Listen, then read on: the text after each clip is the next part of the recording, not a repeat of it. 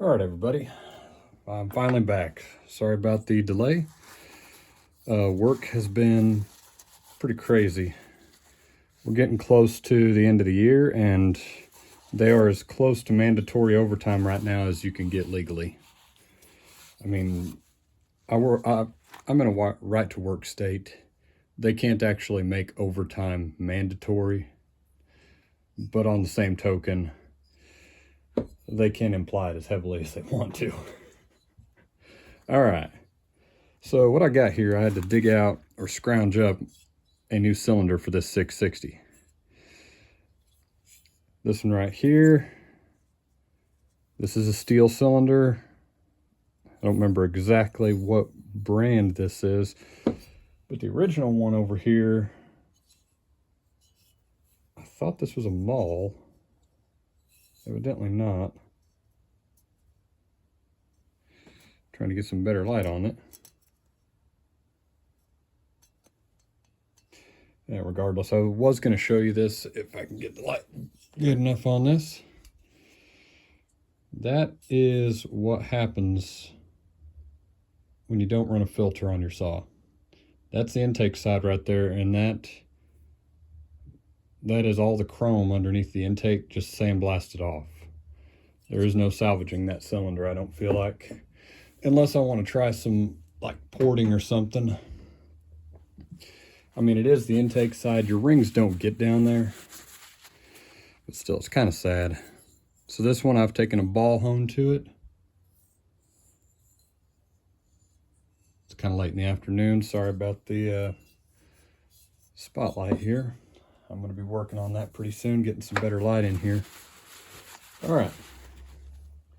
So I've already got my piston stuck on my crank. And I've got my retainer clips in. Something that I wanted to show you guys real quick. The crankcase gasket right here actually comes up past the bottom of the crankcase. You got to take a razor blade and trim it off. I can remember where I set my razor blade. Right over here. The way I tend to do it is just right down here.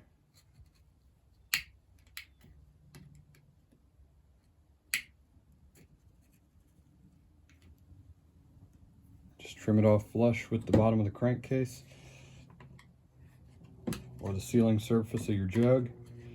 And you don't got to go crazy on it. You don't nick your aluminum. Don't dig into it too hard. Just make it flush. Which that right there will do. All right. Now, we're going to use a little bit of Durco right here. That's my preferred. I'm not really a big fan of like the other silicones. I've always had really good luck out of Durco. You can order it offline. You can go to your local steel dealer and just order yourself a couple tubes of. There we go. Now, if there is anybody watching, let me know in the comments what you're working on. This same breakdown I'm doing right here on the 660 will be the same breakdown as the 044s, 440s, 460s, 360s, all the way realistically down to a 260. Just because the displacement and the stroke is different doesn't really mean that you can't use the same breakdown for a 440 for a 660. They have the same sort of handle setup, similar teardown approach.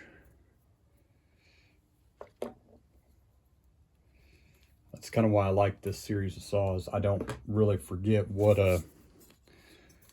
order they go together or come apart in. All right, so this is a brand new OEM 660 piston, rings. This is a 660 top end, steel. These are all OEM parts that I've put in here so far.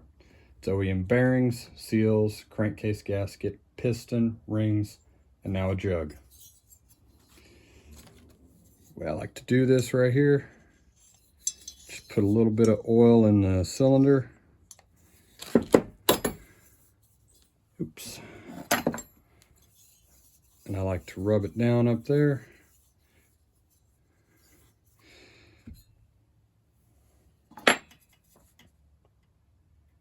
Now, I have seen some people on the internet recently that are just like putting a bunch of oil on the top of the piston, and I don't really know why you would do that. So what I do is I normally put it on the skirts, and then I rub it into the rings. And there's not really a right or wrong way to do that. It's just the way I prefer. If you have a way you like to do it, as long as it works and you're getting good results, I'm not going to gripe. I put just a little bit in my ring compressor right there.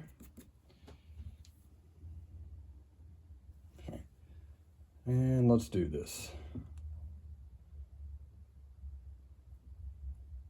I like to line it up on my rings. That way I have a little bit of the piston sticking through the top.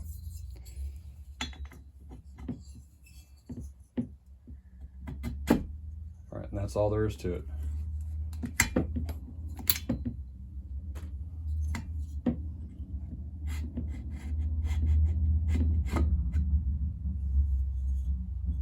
All right, where did I set them? Right there.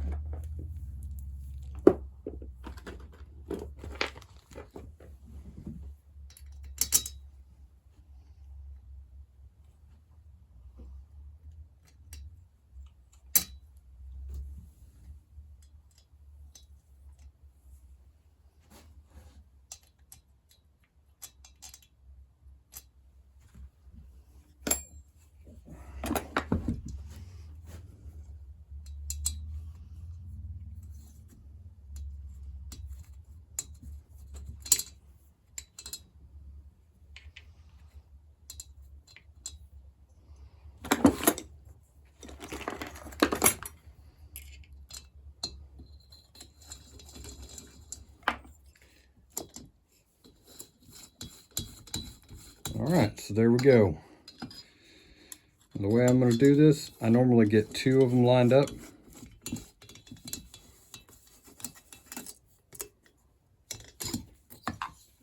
There we are. Now when I tighten these, I do them in a cross pattern.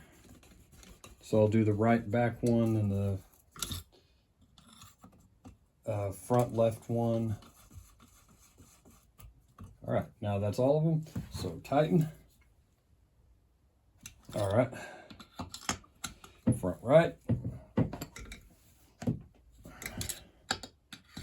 Front left. And back right. All right. Now, with me, you've done, or at least you've seen, how to pull the bearings in, how to pull the crank into the bearings, seals, a top end. There are a few more things that I do want to show in this, like how to put the intake boot into the handle. I've seen a lot of people do it with screwdrivers, needle nose. I have an easier way to do it that I prefer, if you would like to see that. There's really not a whole lot left to this except to put the oil pump back on, and that should do it. I'm going to keep assembling for a little bit. I'm going to put the oil pump on. I don't think anybody really needs a how-to on that. I'm going to torque the flywheel on and get the rest of this put together a little bit more so we don't have a freaking 2.5 hours of how to rebuild this thing. I'm going to try and catch the highlights for you. We'll see you later.